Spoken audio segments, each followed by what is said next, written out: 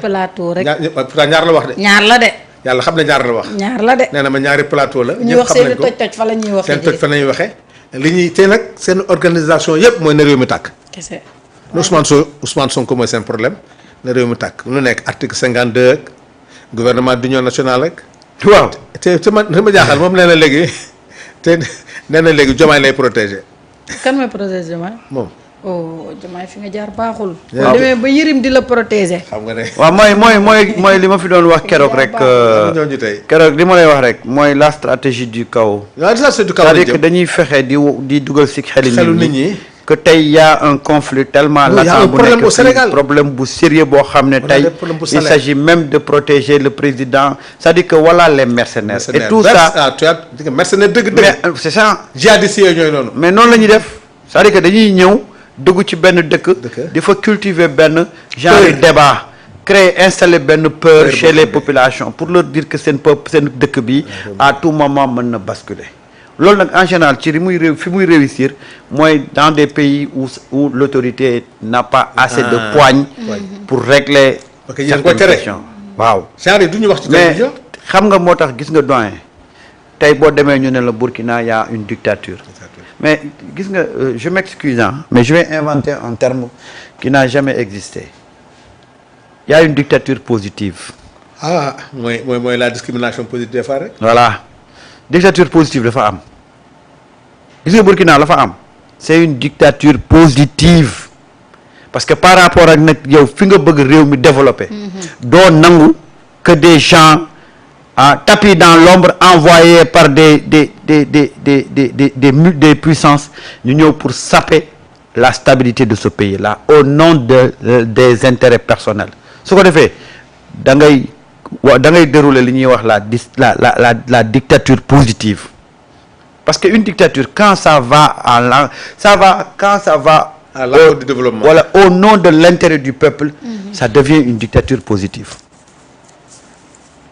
tey les Burkinabés ne te diront pas que Traoré la muy def baaxul ci Burkina au contraire il est en train de stabiliser le Burkina Faso gars yi ñu ngi doon wax ne woy il faut que Assimi Goïta mu daal di céder nag le pouvoir parce que transition la waxoon mais Assimi a compris que moment bi ñu nekk nii s'il cède le pouvoir le Mali va basculer le Mali va basculer te ba mu ñëwee dafa ñëw toutes les chaînes étrangères yi nga xam ne dañ doon lancer un discours buy menacer la stabilité du pays dafa leen dàq ca biti ay France 24 ay RFI ñoom ñëpp la dàq ci biti yeneen pays ba ñu ñëwee les bases françaises tout ça yoon doon fa nekk di créer benn genre un jeu flou dañ leen dàq ci biti et c'est ça aujourd'hui la révolution une révolution doit être accompagnée de décisions très fortes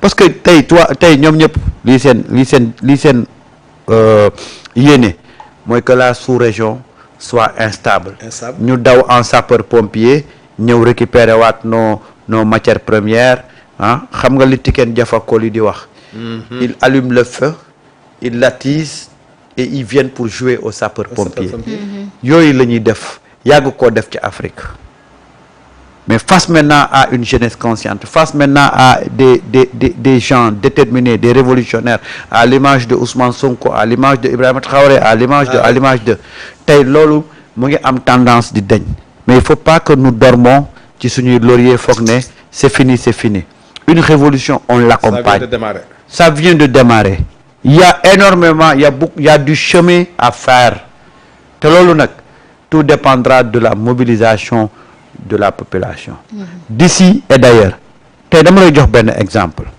doyen au moment où on est en train de dormir ci dossier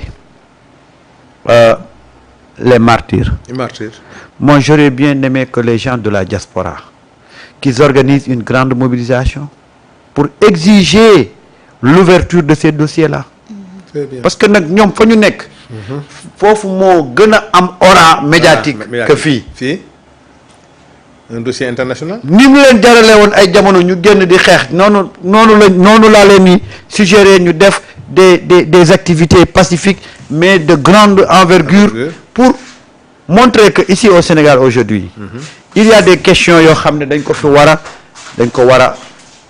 war a régler et moi je pense que la diaspora aujourd'hui a un rôle très important doyen. xam nga li ngay wax pourquoi c'est important da nga xool Madiambal pourquoi il a voulu internationaliser quand même le problème. tout à fait. suñu gars yi bu ñu ko defoon la même chose. fekk ko fa keroog le jour nga dem fa taxaw. mais ñu ne les Sénégalais réclament justice. absolument réclament. mais toi bi dañ ne attention. mais tey boo ko seetaanee mu indi ay 5-6 personnes am. waaw te loolu lay faral di indi. waaw. donc le problème comme tu l'as si bien dit c'est la diaspora qui doit s'en approprier. tout à fait. parce que gis nga saasaay te bàcc dafa am lu am solo. ils jouent leur dernière carte. waay. nga ñi parce que c'est les gens yi qui veulent se ressusciter. waaw. ñu am benn porox ndol la tudd bu ndaw. ñu bëgg fa jaaree. waaw faire semblant que ne dañuy bëgg a jàppale président Diomaye c'est-à-dire que le Sénégal est en crise. waaw loolu la ñuy créer. yenn ONG yi moo leen di dundaloo. ku nekk ngay dégg ba nee ba Matar Gueye naan la ay médiateurs là c'est que voilà des gens qui vivent que de crise te genre Yérim yi genre Madiambal seen àddina loolu la doon dundee. xam nga duggoon daf ko rajo dafa benn xaw ma C221 xaw ma. waay dajale ay chroniqueurs rek yooyu yëpp c'était pour créer benn pression médiatique. tout à fait. comme tout ça a échoué mu daw. gën a réew mi dégg na am na benn groupe bu ñuy créer. waaw xaaral foofu su ma fa duggee mun naa bokk dans la communication. absolument. donc voilà Madiambal est venu pour être dans une communication ci loolu la léegi nag il faut trouver une stratégie. de tout faire pour déjouer cela. tout à fait. donc li ma gëm mooy gis nga genre Madiambal yi na ko booy jëlaat 72 heures rek waaw na nga ko jël 72 heures. parce que nee na léegi booy lay waxal.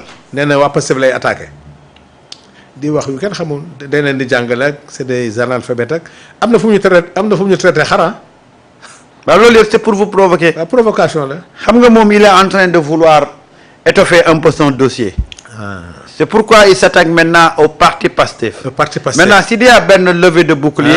on va dire que voilà ma vie est en danger. le parti au pouvoir aujourd'hui est en train de me menacer de mort. C'est juste pour étoffer son dossier. gis nga seen stratégie de communication bi. sur le plan politique jàllul. da ko bëgg jàll ci médias yi gis nga ay la femme la nekk fële ci xam nga nu mu tudd encore te ñu jox ko convocation te dégg naa mu ñëw de voyager. ah mooy Asma. ñooñu ñëpp yàlla xam ne dañ leen dugal rek communication. ah kon ñoom ñooñu la ñuy jël. ñooñu lañ jël fi mu ne créer benn tension boo xam ne xoolal. c'est manquer de respect. day nekk l'état contre encore les médias ñu ne xoolal il s'attaque maintenant aux médias parce que tel parce que politiquement il ne peut plus exister bu ñu ñëwee bay daw assemblée nationale pour transférer ko ci médias yi loolu lañ def. loolu moo